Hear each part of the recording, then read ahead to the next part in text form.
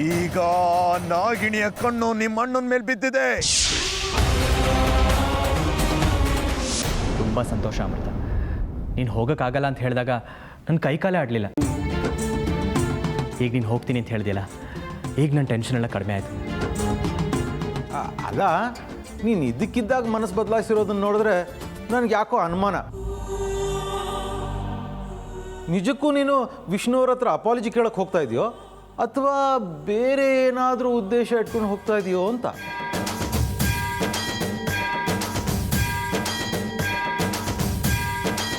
ಚಿಕ್ಕಪ್ಪ, ಏನು ಮಾತಾಡ್ತಿದ್ದೀರಾ ನೀವು? ಅಮೃತ ವಿಷ್ಣುವ್ರ ಆಫೀಸಿಗೆ ಹೋಗ್ತೀನಿ ಅಂತ ಒಪ್ಕೊಂಡಿದ್ದೆ ನಮ್ಮ ಪುಣ್ಯ. ಅಂಥದ್ರಲ್ಲಿ ನೀವೇನೇನೋ ಪ್ರಶ್ನೆ ಕೇಳಿ ಅವಳ ಮನ್ಸು ಬದಲಾಯಿಸೋ ಥರ ಮಾಡಬೇಡಿ. ಅಮೃತ, ನೀನು ಚಿಕ್ಕಪ್ಪನ ಮಾತಿಗೆ ತಲೆ ಕೆಡಿಸ್ಕೋಬೇಡ. ಅವ್ರು ಯಾವಾಗಲೂ ಯಾವುದಾದ್ರು ಒಂದು ವಿಷಯಕ್ಕೆ ಅನುಮಾನ ಪಡ್ತಾನೆ ಇರ್ತಾರೆ. ತಗೋ ಈ ಫೈಲ್ನ. ನೋಡು, ಡ್ರೈವರ್ಗೆ ವಿಷ್ಣುವ್ರ ಆಫೀಸ್ ಗೊತ್ತು. ಅವ್ರು ನಿನ್ನ ಕರ್ಕೊಂಡು ಹೋಗ್ತಾರೆ. ಹೋಗ್ಬಿಡ್ಬಾ. ಸರಿಯಪ್ಪ, ನಾನು ಹೋಗಿ ಬರ್ತೀನಿ. ಅಮ್ಮ ಬರಲಾ? ಸರಿಮ್ಮ, ಹುಷಾರಾಗಿ ಹೋಗ್ಬಾ.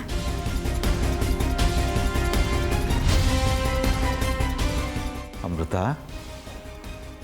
ನೀನು ಇದ್ದಕ್ಕಿದ್ದಾಗ ಮನಸ್ಸು ಬದಲಾಯಿಸಿರೋದನ್ನು ನೋಡಿದ್ರೆ ನೀನು ನಿಜವಾಗ್ಲೂ ವಿಷ್ಣುವ್ರ ಹತ್ರ ಅಪಾಲಜಿ ಕೇಳಕ್ಕೆ ಹೋಗ್ತಾ ಇದೆಯಾ ಅಂತ ನನಗೆ ಅನ್ನಿಸ್ತಾ ಇಲ್ಲ.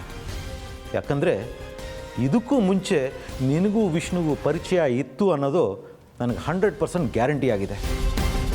ಈಗ ವಿಷ್ಣುವ್ರ ಹತ್ರ ಕೇಳಿದ್ರೆ ನೀನು ಇಡೀ ಹಿಸ್ಟ್ರಿ ತಿಳ್ಕೊಬೋದು. ಮೊದಲು ಅದನ್ನು ಗೊತ್ತು ಮಾಡ್ಕೋಬೇಕು.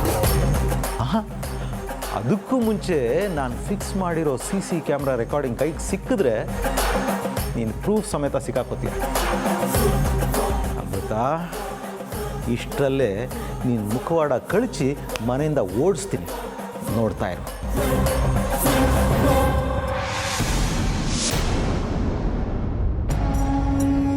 ದೇವ್ರೆ, ನಾನು ನಿನ್ನನ್ನೇ ನಂಬಿದ್ದೀನಿ.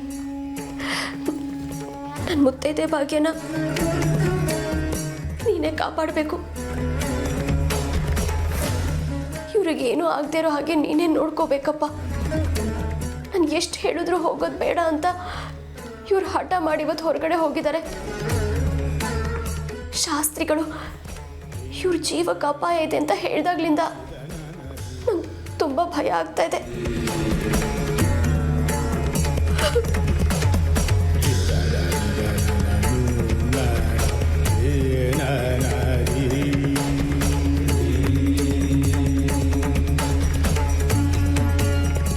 ಅತ್ತೆ ಅತ್ತೆ, ಏನ್ ಮಯೂರಿ, ನೀವಿಲ್ಲಿದ್ದೀರಾ? ಯಾಕೆ, ಏನಾಯ್ತು? ಅರ್ಜುನ್ ನನ್ನ ಮದುವೆ ಆಗಲ್ಲ ಅಂತ ಹೇಳಿದ್ನಲ್ಲ, ಅದಕ್ಕೆ ಅವನ್ನ ಹೇಗಾದರೂ ಮಾಡಿ ಒಪ್ಪಿಸ್ತೀನಿ ಅಂತ ಅನ್ನ ನೀರು ಏನು ತಗೊಳ್ಳಲ್ಲ ಅಂತ ಕೂತಿದ್ದಾರೆ ಅಜ್ಜಿ. ನಾನು ತಿನ್ನಿ ಅಂತ ಎಷ್ಟು ಹೇಳಿದ್ರು ಕೇಳ್ತಾನೆ ಇಲ್ಲ. ಅಯ್ಯೋ ದೇವ್ರೆ, ಏನಪ್ಪ ಇದು, ಒಂದ್ರ ಮೇಲೆ ಒಂದು ಅವಾಂತರ. ಅತ್ತೆ ಮಗೆ ಮೊದಲೇ ಶುಗರ್ ಇದೆ. ಟೈಮ್ ಸರಿಯಾಗಿ ಅವ್ರು ಊಟ ತಿಂಡಿ ಮಾಡಲಿಲ್ಲ ಅಂದರೆ ಅವ್ರ ಆರೋಗ್ಯ ಇನ್ನೂ ಕೆಟ್ಬಿಡುತ್ತೆ. ಏನು ಮಾಡೋದು? ಅಯ್ಯೋ ಬನ್ನಿ ಅತ್ತೆ ಬೇಗ, ನನಗೆ ಭಯ ಆಗ್ತಿದೆ. ಹಾಂ, ನಡಿ ಹೋಗೋಣ.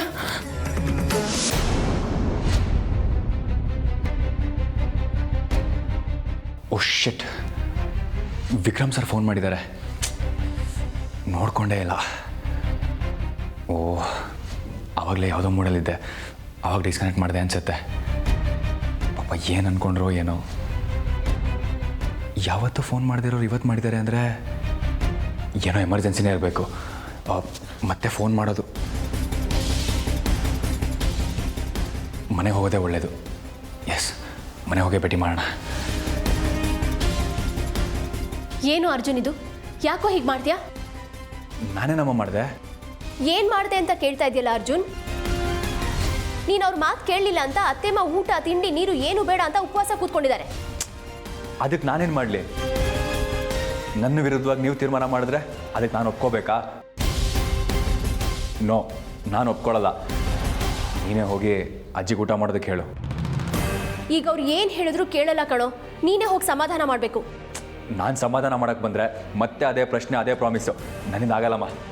ನೋಡು, ನೀನು ಏನು ಮಾಡ್ತೀಯೋ ಏನೋ ನನಗಂತೂ ಗೊತ್ತಿಲ್ಲ. ನೀನು ಮದುವೆ ಆಗ್ತೀಯೋ ಬಿಡ್ತೀಯೋ ಅದು ನನಗೆ ಬೇಕಾಗಿಲ್ಲ. ಮೊದಲು ಏನಾದರೂ ಒಂದು ಸಮಾಧಾನ ಮಾಡಿ ಅತ್ತೆಮ್ಮ ಊಟ ಮಾಡೋ ಹಾಗೆ ಮಾಡು. ಬಾ ಒಪ್ಸು. ಅಮ್ಮ ಅದು ನೋಡು, ನೀನೇನು ಮಾತಾಡಬೇಡ. ಬಾ ಅಂದರೆ ಬರಬೇಕು ಅಷ್ಟೇ. ಬಾ ಅಮ್ಮ. ಬಾರೋ. ಅತ್ತೆಮ್ಮ ದಯವಿಟ್ಟು ಹಠ ಮಾಡಬೇಡಿ. ಒಂದು ಸ್ವಲ್ಪ ಏನಾದರೂ ತಿನ್ನಿ. ನೋಡಿ, ಈ ವಯಸ್ಸಲ್ಲಿ ಉಪವಾಸ ಮಾಡೋದು ಒಳ್ಳೇದಲ್ಲ ನಿಮ್ಮ ಆರೋಗ್ಯಕ್ಕೆ. ಏನಾದರೂ ಒಂಚೂರು ತಿನ್ನಿ ಅತ್ತೆಮ್ಮ. ಶುಗರ್ ಬೇರೆ ಇದೆ ನಿಮಗೆ, ಆರೋಗ್ಯ ಕೆಡುತ್ತೆ ಏನು ತಿನ್ನಲಿಲ್ಲ ಅಂದರೆ. ಇಲ್ಲ ಹೇಮ, ನಾನೇನು ತಿನ್ನಲ್ಲ. ದಯವಿಟ್ಟು ನನ್ನ ಬಲವಂತ ಮಾಡಬೇಡ ನೀನು. ನಾನು ಒಂಟಿಯಾಗಿರಕ್ಕೆ ಬಿಡಿ. ಯಾರು ನನ್ನ ಎದುರು ನಿಂತ್ಕೋಬೇಡಿ. ಅಜ್ಜಿ, ನೀವು ಹೀಗೆ ಉಪವಾಸ ಇರೋದು ನನ್ನ ಕಾರಣಕ್ಕೆ ತಾನೆ. ಅರ್ಜುನ್ ನನ್ನ ಮದುವೆ ಆಗಲ್ಲ ಅನ್ನೋ ಕಾರಣಕ್ಕೆ ನೀವು ಹೀಗೆ ಉಪವಾಸ ಮಾಡ್ಕೊಂಡು ಆರೋಗ್ಯ ಹಾಳು ಮಾಡಿಕೊಂಡ್ರೆ ಅದಕ್ಕೆ ಕಾರಣ ನಾನೇ ತಾನೇ ಆಗ್ತೀನಿ. ಗ್ರಹಚಾರ ಕೆಟ್ಟಾಗ ಹಕ್ಕ ಕೂಡ ಹಾವಾಗಿ ಕಚ್ಚುತ್ತೆ ರುದ್ರ. ಈಗ ನಿನ್ನ ಅಣ್ಣನ ವಿಚಾರದಲ್ಲಿ ಆಗಿರೋದು ಕೂಡ ಅದೇ. ಅವನ ಗ್ರಹಚಾರ ಕೆಟ್ಟಿದೆ. ನನ್ನಿಂದ ಮಾತ್ರ ಅಲ್ಲ, ಆ ಭಗವಂತನಿಂದಲೂ ಅವನನ್ನ ಕಾಪಾಡೋದಿಕ್ಕಾಗಲ್ಲ. ಹಾಗೊಂದು ವೇಳೆ ಅವನೇನಾದ್ರೂ ಬದುಕಿರ್ಬೇಕು ಅಂದ್ರೆ ಅವನ ಆಯಸ್ಸು ಗಟ್ಟಿಯಾಗಿರ್ಬೇಕು. ನೀವೇನು ಹೇಳ್ತಾ ಇದ್ದೀರ ಅಂತ ನನಗೆ ಸರಿಯಾಗಿ ಅರ್ಥ ಆಗ್ತಾ ಇಲ್ಲ ಬಾಬಾ. ಏನು ಅಂತ ಬಿಡಿಸಿ ಹೇಳಿ. ಜೈ ಮಹಾಕಾಲ.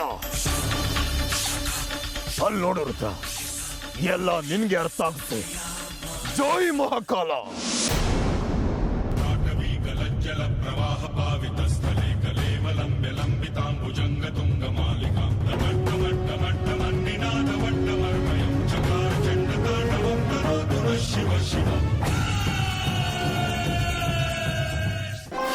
ಸುಮ್ಮನೆ ನನ್ನಿಂದ ನಿಮಗೆಲ್ಲ ಯಾಕೆ ತೊಂದರೆ? ನಾನೇ ಮನೆ ಬಿಟ್ಟು ಹೋಗ್ತೀನಿ. ಪ್ಲೀಸ್, ಇದನ್ನೆಲ್ಲ ನೀವು ಇಲ್ಲಿಗೆ ಬಿಟ್ಬಿಡಿ. ನಿನಗೆ ನನ್ನ ಮೇಲಿರೋ ಕಾಳಜಿ ನನ್ನ ಮೊಮ್ಮಗನಿಗಿಲ್ಲ. ನಿನ್ನಂತ ಒಳ್ಳೆ ಹುಡುಗಿ ನಮ್ಮ ಮನೆ ಸೊಸೆ ಆಗಬೇಕು ಅನ್ನೋದೇ ನನ್ನ ಆಸೆ. ಅದರಲ್ಲೂ ನೀನು ನಮ್ಮ ಮನೆ ಸೊಸೆ ಆಗಬೇಕು ಅನ್ನೋದ್ರಲ್ಲಿ ನನ್ನ ಸ್ವಾರ್ಥ ಇದೆ. ಸ್ವಾರ್ಥನ? ಏನಜ್ಜಿ ಅದು?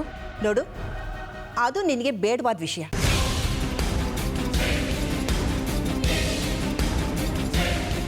ಆದರೆ ಒಂದು ಮಾತು ಮಾತ್ರ ಸತ್ಯ, ನೀನು ಮದುವೆ ಅರ್ಜುನನ ಜೊತೆ ಮಾಡೇ ಮಾಡ್ತೀನಿ.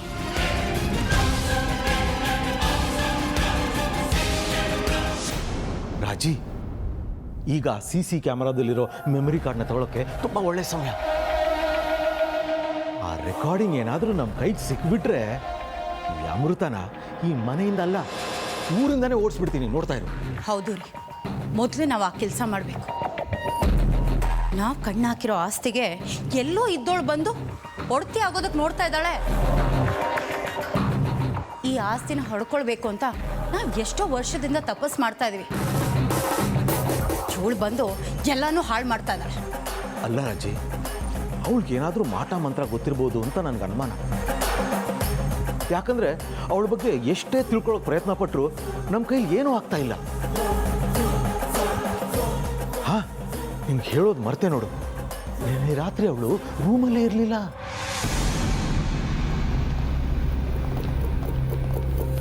ನೋಡು ದೇವರುದ್ರ, ನಿಮ್ಮಣ್ಣನ ಗ್ರಹಚಾರ ಹೇಗಿದೆ ಅಂತ. ನಾನು ಕೊಟ್ಟ ತಾಯ್ತ ಕೂಡ ಅವನಿಗೆ ಗೊತ್ತಾಗ್ದಿರೋ ಹಾಗೆ ಕಳಿಸ್ಕೊಬಿಟ್ಟಿದೆ. ಅಂದ್ರೆ ನಿಮ್ಮಣ್ಣನ ಸಾವು ಸಮೀಪಿಸ್ತಾ ಇದೆ ಅಂತ ಅರ್ಥ.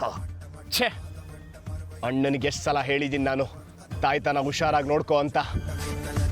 ಆದರೂ ಈ ಅಣ್ಣ ತಾಯ್ತನ ಸರಿಯಾಗಿ ನೋಡ್ಕೊಳ್ದೆ ತಪ್ಪು ಮಾಡ್ಬಿಟ್ಟ. ಬಾಬಾ, ಹೇಗಾದರೂ ಮಾಡಿ ಅಣ್ಣನ ಉಳಿಸ್ಲೇಬೇಕು. ನಿಮ್ಮಣ್ಣನ ಮೇಲೆ ಪ್ರೀತಿನ ರುದ್ರ? ಪ್ರೀತಿ ಅಲ್ಲದೆ ಹೋದ್ರು ಆ ನಾಗಿಣಿ ಗೆಲ್ಲಬಾರ್ದು ಅನ್ನೋ ಕಾರಣಕ್ಕಾದರೂ ನಾವು ಅವನನ್ನು ಕಾಪಾಡಲೇಬೇಕು. ಈಗೇನು ಮಾಡಲಿ ಬಾಬಾ? ಏನಾದರೂ ದಾರಿ ತೋರಿಸಿ, ಏನಾದರೂ ಸಲಹೆ ಕೊಡಿ.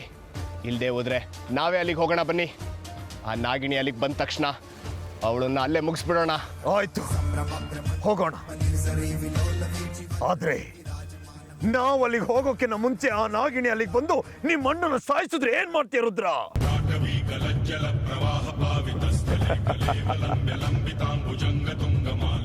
ಚಿಂತೆ ಮಾಡಬೇಡ, ಅದಕ್ಕೆ ನಾನು ನಿನಗೊಂದು ದಾರಿ ತೋರಿಸ್ತೀನಿ. ಆದ್ರೆ ನೀನು ನಾನು ಹೇಳೋ ಹಾಗೆ ಮಾಡಬೇಕು. ಏನು ಮಾಡಬೇಕು ಹೇಳಿ ಬಾಬಾ? ಅದು ಎಷ್ಟೇ ಕಷ್ಟ ಆದರೂ ನಮ್ಮ ಅಣ್ಣನ ಉಳಿಸ್ಕೋತೀನಿ. ನಾನಿಲ್ಲೇ ಕುತ್ಕೊಂಡು ಮೃತ್ಯುಂಜಯ ಮಂತ್ರ ಪಠಿಸುತ್ತಾ ನಿಮ್ಮಣ್ಣನ ಆಯಸ್ಸಿಗಾಗಿ ಪ್ರಾರ್ಥನೆ ಮಾಡ್ತೀನಿ. ನೀನು ನಿಮ್ಮ ಅಣ್ಣ ಇರೋ ಜಾಗಕ್ಕೆ ಹೋಗಿ ಅವನ ಕತ್ತಿಂದ ಕಲ್ಸ್ಕೊಂಡಿರೋ ತಾಯ್ತನ ಅವನಿಗೆ ತಲುಪೋ ಪ್ರಯತ್ನ ಮಾಡು. ಹೊರಡು. ಸರಿ ಬಾಬಾ, ಹಾಗೆ ಮಾಡ್ತೀನಿ. ಏ ನಾಗಿಣಿ, ನಿನ್ನನ್ನ ಬಿಡಲ್ಲ ಕಣೆ. ನೀನ್ ಯಾವುದೇ ಕಾರಣಕ್ಕೂ ಗೆಲ್ಲಬಾರ್ದು. ಗೆಲ್ಲೋದಕ್ಕೆ ನಾನು ಆಸ್ಪದ ಕೊಡಲ್ಲ.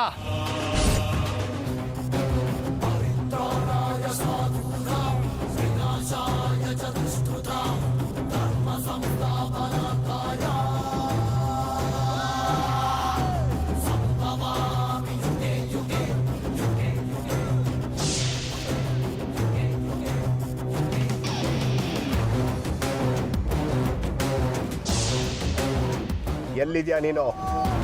ಬಾ, ಇವತ್ತು ನಿನ್ನನ್ನು ಬಿಡಲ್ಲ. ಕಣ್ಣಿಗೆ ಎಣ್ಣೆ ಬಿಟ್ಕೊಂಡು ನೀನು ಎಲ್ಲ ಅಡಗ್ ಕೂತ್ಕೊಂಡಿದ್ಯಾ ಅಂತ ಹುಡುಕ್ತಾ ಇದ್ರೆ ನೀನು ಆಗಾಗ ಬಂದು ನಮಗೆ ಹೆದರಿಸ್ತಾ ಇದೆಯಾ? ಬಾ, ಇವತ್ತು ಮಾತ್ರ ನಿನ್ನನ್ನು ಸುಮ್ಮನೆ ಬಿಡಲ್ಲ ನಾಗಿಣಿ. ಬಾ, ಎಲ್ಲಿದ್ರು? ಈಗ ನೋಡೋಣ. ಹೇಗೆ ಆನ್ ಮಾಡ್ರಿ? ಆನ್ ಆಯ್ತಲ್ಲ.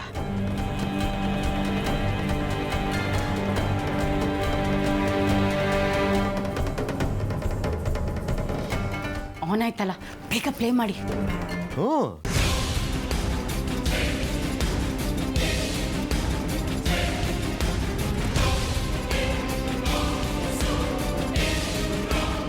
ಛೀ, ಏನ್ ಮಾಡಿದಿರ ನೀವು? ಸರಿಯಾಗಿ ಪ್ಲೇ ಮಾಡಿ. ಅಯ್ಯೋ, ನಾನು ಏನು ಮಾಡಲಿ, ಅದು ಸ್ಟ್ರಕ್ ಆಗ್ತಾ ಇದೆ. ಸ್ಟ್ರಕ್ ಆಗ್ತಾ ಇದೆಯಾ? ಯಾಕೆ? ಅದೇ ಗೊತ್ತಾಗ್ತಾ ಇಲ್ಲ ಕಣೆ. ನಿಮ್ಗೆ ವಯಸ್ಸಾದಾಗೆ ಈ ಲ್ಯಾಪ್ಟಾಪ್ಗೂ ವಯಸ್ಸಾಗಿದೆ, ಅದಕ್ಕೆ ಹೀಗಾಗ್ತಾ ಇದೆ. ಅದು ಏನಾಗಿದೆ ಅಂತ ಸರಿಯಾಗಿ ಚೆಕ್ ಮಾಡಿ ಪ್ಲೇ ಮಾಡ್ರಿ. ಇರು ಒಂದು ನಿಮಿಷ, ಮತ್ತೆ ಟ್ರೈ ಮಾಡ್ತೀನಿ. ಏನಾಯ್ತು?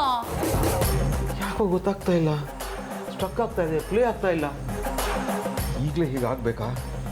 ರಾಜಿ, ನನಗನ್ಸುತ್ತೆ ಈ ಅಮೃತ ಲ್ಯಾಪ್ಟಾಪ್ಗೂ ಏನಾದರೂ ಮಾಟ ಮಂತ್ರ ಮಾಡಿಸಿರ್ತಾಳೆ ಅಂತ. ಕರ್ಮ. ಏನು ಮಾಡೋದೀಗ? ಛೇ.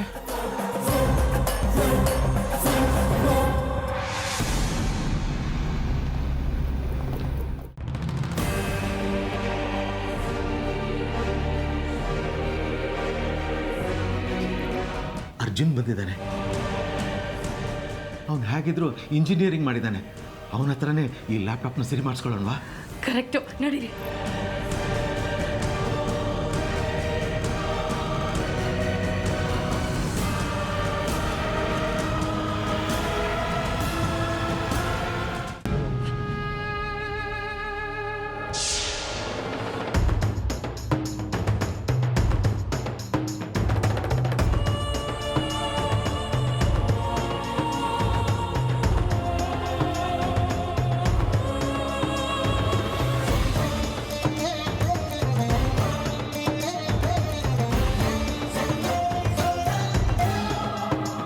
ಅಮೃತ, ಏನ್ ಯೋಚನೆ ಮಾಡ್ತಾ ಇದ್ಯಾ? ಒಳಗೋಗು. ಇಲ್ಲೇ ನಿನ್ನ ಒಬ್ಬ ಶತ್ರು ಇದ್ದಾನೆ, ಅವನನ್ನ ಬಿಡಬೇಡ. ಅಮೃತ, ಒಳಗ್ ಹೋಗು. ನನ್ನ ಶತ್ರು ಯಾರು ಚಿಕ್ಕಮ್ಮ? ಯಾರು ಅಂತ ನನಗೂ ಸರಿಯಾಗಿ ತಿಳ್ಕೊಳಕ್ ಆಗ್ತಾ ಇಲ್ಲ. ನೀನು ಒಳಗ್ ಹೋದ್ರೆ ನಿನಗೆ ಅವನ್ ಸುಳಿವು ಸಿಗ್ಬಹುದು. ನಿನ್ನ ತಂದೆ ತಾಯಿನ ಕೊಂದವರಲ್ಲಿ ಒಬ್ಬ ಇರ್ಬೋದು ಅನ್ನೋ ಅನುಮಾನ ನನಗೆ.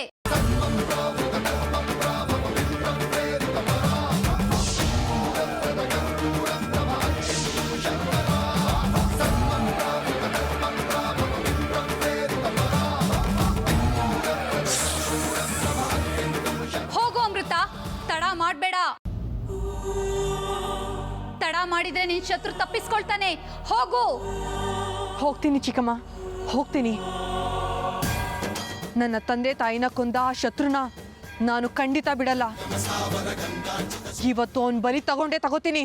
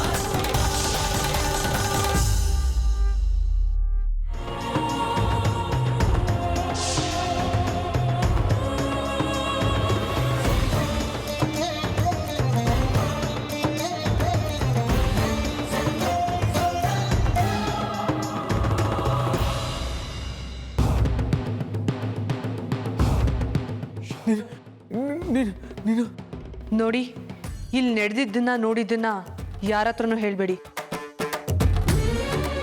ನಾನು ತೊಂದರೆ ಮಾಡಲ್ಲ. ನೀನು ನೀನು ನಿನ್ನನ್ನು ಸುಮ್ಮನೆ ಬಿಡಲ್ಲ. ನಾನು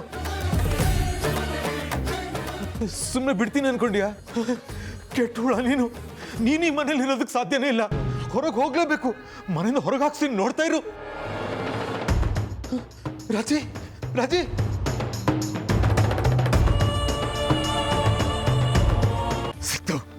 ಸಿಕ್ತು. ನಾಗಿಣಿನ ಕಂಡಿಡಿಯೋದಕ್ಕೆ ಒಂದು ಸುಳಿವು ಸಿಕ್ತು ರುದ್ರ. ಏನ್ ಬಾಬಾ, ನಾಗಿಣಿ ಸುಳಿವು ಸಿಗ್ತಾ ಇದೆಯಾ? ಹೌದು ರುದ್ರ, ಆ ನಾಗಿಣಿಯ ಒಂದು ರಹಸ್ಯ ಬಯಲಾಗಿದೆ. ನಾಗಿಣಿ ರಹಸ್ಯ ಬಯಲಾಗಿದ್ಯಾ? ಏನ್ ಬಾಬಾ ಅದು? ಅದೇನು ಅಂತ ನನಗೆ ಖಚಿತವಾಗಿ ಗೊತ್ತಾಗ್ತಾ ಇಲ್ಲ. ಆದರೆ ಆ ನಾಗಿಣಿ ವಿಚಾರ ಯಾರೋ ಒಬ್ಬರಿಗೆ ಗೊತ್ತಾಗಿದೆ. ಹೌದಾ? ಯಾರು ಗೊತ್ತಾಗಿದೆ ಬಾಬಾ? ಅವ್ರು ಯಾರು ಅಂತ ತಿಳ್ಕೊಳ್ಳಿ. ಅವ್ರು ಯಾರು ಅಂತ ನಿಮ್ಮ ದೃಷ್ಟಿಯಿಂದ ತಿಳ್ಕೊಳ್ಳಿ. ಅವಳು ಎಲ್ಲೇ ಇದ್ರು ಹೋಗಿ ಎತ್ತಾಕೊಂಡ್ಬರ್ತೀನಿ. ಅದೇ ಗೊತ್ತಾಗ್ತಾ ಇಲ್ಲ ಅಂತ ಹೇಳ್ತಾ ಇರೋದು ರುದ್ರ. ಆದ್ರೆ ಒಂದಂತೂ ಸತ್ಯ, ಹೀಗೆ ಒಬ್ಬೊಬ್ಬರಿಗೂ ಆ ನಾಗಿಣಿ ವಿಷಯ ಗೊತ್ತಾಗ್ತಾ ಬಂದ್ರೆ ಆ ನಾಗಿಣಿನ ಕಂಡಿಡಿಯೋದಕ್ಕೆ ನಮಗೆ ದಾರಿ ಸಿಕ್ಕ ಹಾಗೇನೆ. ಹೌದು ಬಾಬಾ, ನಿಜ. ಆದ್ರೆ ಅವಳ ಬಗ್ಗೆ ಯಾರಿಗೆ ಗೊತ್ತಾಗಿದೆ ಅಂತ ತಿಳ್ಕೊಂಡ್ರೆ ಆದಷ್ಟು ಬೇಗ ಅವಳನ್ನ ಸಾಯಿಸ್ಬೋದು, ನಾಗಮಣಿನ ವಶಕ್ಕೆ ಪಡ್ಕೋಬಹುದು. ನೋಡೋಣ ರುದ್ರ, ನಾನು ನನ್ನ ಶಕ್ತಿಯಿಂದ ಕಂಡಿಡಿಯೋದಕ್ಕೆ ಪ್ರಯತ್ನ ಮಾಡ್ತೀನಿ. ಜೈ ಮಹಾಕಾಲ.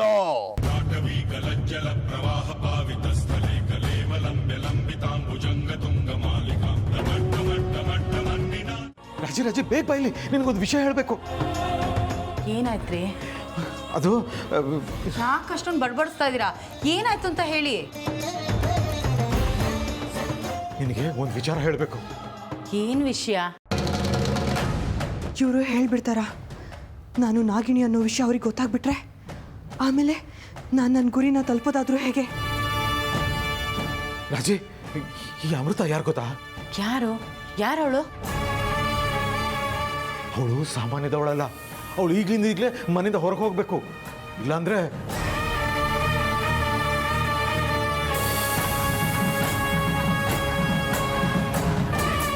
ಏನು ಹಾಗೆ ಕಂಡ್ಬಿಡ್ತೀಯ?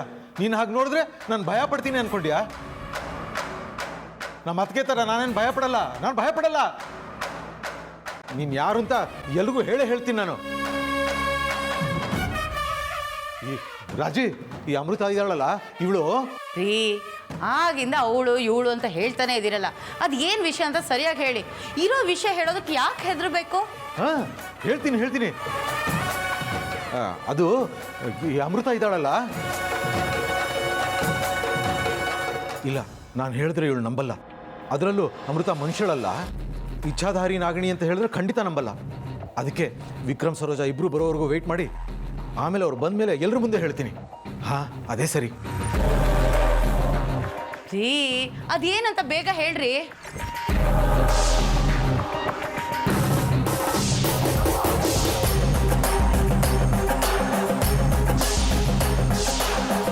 ಇಲ್ಲ, ನಾನೇನು ಹೇಳಲ್ಲ, ಈಗೇನು ಹೇಳಲ್ಲ. ವಿಕ್ರಮ್ ಸರೋಜಾ ಇಬ್ರು ಬರಲಿ, ಆಗ ಎಲ್ಲರ ಮುಂದೆ ಹೇಳ್ತೀನಿ. ಹಾಂ, ಹೇಳಲ್ಲ ನಾನು.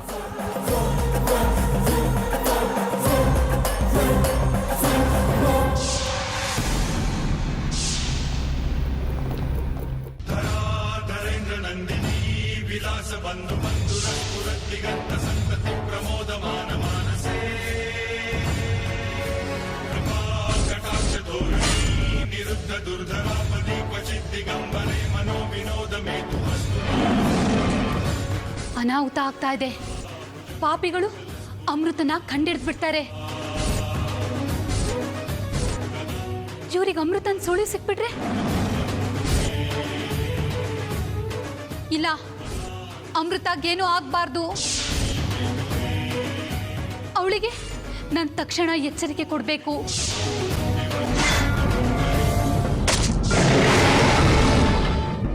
ಅಮೃತ, ನಿನಗೆ ಆಪತ್ತು ಕಾದಿದೆ. ಈ ಕ್ಷಣದಿಂದ ನೀನು ಎಚ್ಚರಿಕೆಯಿಂದ ಇರಬೇಕು. ಏನಾಯ್ತು ಚಿಕ್ಕಮ್ಮ? ಯಾಕೆ ಆಪತ್ತು ಅಂತ ಹೇಳಿದ್ರಿ? ಇಲ್ಲಿ ನೋಡಿದ್ರೆ ನನ್ನ ರಹಸ್ಯ ಒಬ್ಬರಿಗೆ ಗೊತ್ತಾಗ್ಬಿಟ್ಟಿದೆ. ಇಲ್ಲಿ ನಿನ್ ರಹಸ್ಯ ಒಬ್ರಿಗೆ ಗೊತ್ತಾಗಿರೋ ಸೂಚನೆ ಆ ದುಷ್ಟ ಮಂತ್ರವಾದಿಗೆ ಗೊತ್ತಾಗಿದೆ ಅಮೃತ. ನನ್ನ ಬಗ್ಗೆನಾ? ಏನದು? ಅದೇನು ಅನ್ನೋದು ಬೇಡ ಬಾಬಾ. ನಿಮ್ಮಿಂದ ನನಗೊಂದು ಸಹಾಯ ಮಾಡೋದಕ್ಕಾಗತ್ತಾ? ಎಷ್ಟು ದಿನ ಅದನ್ನೇ ತಾನೇ ಮಾಡ್ತಾ ಇದ್ದಿದ್ದು?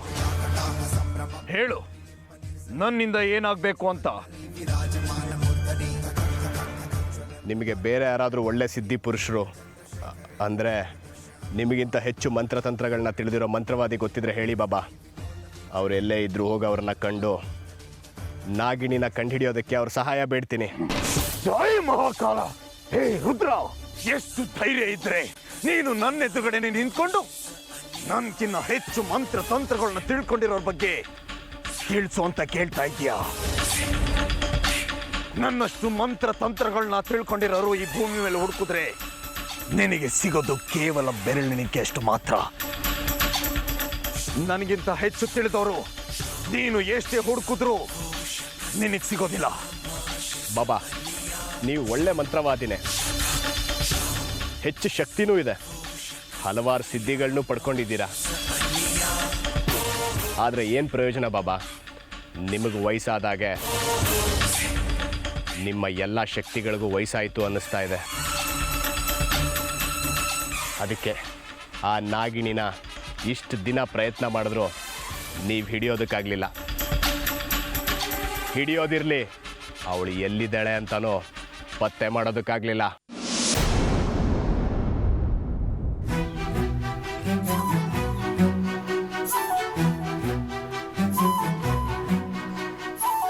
ಏ ಅರ್ಜುನ್, ಏನೋ ಮಾಡ್ತಿದ್ಯಾ?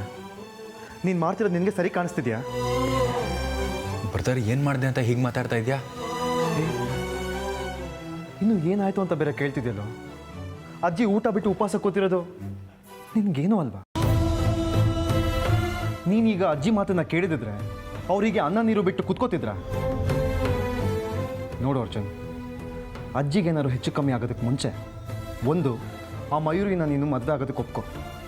ಇಲ್ಲ ಅಂದರೆ ಆ ಅಮೃತನ ನೀನು ಪ್ರೀತಿಸಿದ್ಯಲ್ಲ, ಅವಳನ್ನ ಮದುವೆ ಆಗೋದಕ್ಕೆ ಒಪ್ಪಿಸಿ ಮನೆ ಕರ್ಕೊಂಬಂದು ಅಪ್ಪ ಅಮ್ಮನ ನಿಲ್ಲಿಸಿ ನಾನು ಮದುವೆ ಆಗೋದಿದ್ರೆ ಇವಳನ್ನೇ ಮದುವೆ ಆಗೋದು ಅಂತ ಹೇಳು. ಬ್ರದರ್, ಅದೇನಂದರೆ ಮಾತಾಡಬೇಡ. ಇಷ್ಟು ದಿವಸ ನನಗೆ ನಿನ್ನ ಮೇಲಿದ್ದ ತಮ್ಮ ಅನ್ನೋ ಪ್ರೀತಿಯಿಂದ ಇಲ್ಲ, ನಾನು ಇನ್ನು ಮುಂದೆ ನಿನ್ನ ಮಾತನ್ನ ಕೇಳಲ್ಲ. ಒಂದು ಮಾತು ಹೇಳ್ತೀನಿ, ಕೇಳಿಸ್ಕೊ. ಅಕಸ್ಮಾತ್ ಅಜ್ಜಿಗೇನಾದ್ರು ಹೆಚ್ಚು ಕಮ್ಮಿ ಆದರೆ ನೀನು ಅದೇ ಗೆಲ್ತಿಂದ ಲೈಫ್ ಲಾಂಗ್ ಕೊರಗಬೇಕಾಗತ್ತೆ.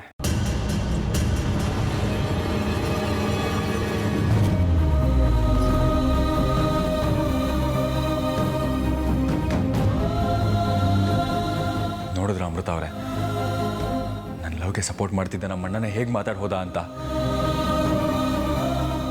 ಈಗಲಾದ್ರೂ ನನ್ನ ಪರಿಸ್ಥಿತಿನ ಅರ್ಥ ಮಾಡ್ಕೊಳ್ರಿ. ನಿಮ್ಮನ್ನು ಬಿಟ್ಟು ಈ ಮನಸ್ಸಲ್ಲೇ ಬೇರೆ ಯಾರಿಗೂ ಜಾಗ ಇಲ್ಲ ಕಣ್ರಿ. ದಯವಿಟ್ಟು ಇದನ್ನು ನನ್ನ ರಿಕ್ವೆಸ್ಟ್ ಅಂದ್ಕೊಂಡು ನನ್ನ ಲವ್ನ ಅಕ್ಸೆಪ್ಟ್ ಮಾಡ್ಕೊಳ್ಳಿ. ಇಲ್ಲಾಂದರೆ ನಾನು ದೊಡ್ಡ ಪ್ರಾಬ್ಲಮಲ್ಲಿ ಸಿಗಾಕೋಬೇಕಾಗತ್ತೆ. ಅಜ್ಜಿಗೇನಾದರೂ ಆದರೆ ಅದಕ್ಕೆ ಕಾರಣ ನಾನಾಗ್ತೀನಿ. ಪ್ಲೀಸ್ ರೀ ಅಮೃತ ಅವರೇ, ನನ್ನ ಮದುವೆ ಆಗೋಕ್ಕೆ ಒಪ್ಕೊಳ್ಳಿ. ಇಲ್ಲ, ನೀವು ಸುಮ್ಮನೆ ಒಪ್ಕೊಳ್ಳಲ್ಲ. ನೀವು ಒಪ್ಕೊಳ್ಳೋವರೆಗೂ ನಾನು ನಿಮ್ಮನ್ನ ಸುಮ್ಮನೆ ಬಿಡಲ್ಲ. ಈ ಮನೆಗೆ ನೀವೇ ಸೊಸೆಯಾಗಿ ಬರಬೇಕು. ಬರ್ತೀರಾ ಅಷ್ಟೇ. ಅದನ್ನು ಯಾರು ತಪ್ಪಿಸ್ತಾರೋ ನಾನು ನೋಡ್ತೀನಿ.